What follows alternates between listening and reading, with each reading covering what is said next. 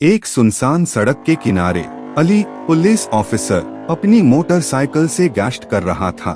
अचानक उसने एक नहीफ फकीर को देखा जो हाथ में प्याला लिए खामोश बैठा था। अली ने ब्रेक लगाई और नरमी से पूछा, बाबा खैरियत, कुछ खाया आपने? फकीर की आवाज कांप रही थी, बेटा 2 दिन से कुछ नहीं खाया, अल्लाह ही है जो भेज देता है किसी को। अली ने फौरन अपनी जेब से कुछ पैसे निकाला और करीब के होटल से खाना मंगवाया। खुद अपने हाथों से खाना फकीर को दिया। फकीर की आंखों से आंसू निकल आए। उसने कांपते हाथों से दुआ दी, बेटा तुम्हारी नस्लें आबाद रहे। अली ने खामोशी से सलाम किया और अपनी राह पर निकल गया। लेकिन उसके दिल में सुकून था जो किसी तामझे से बढ़कर था।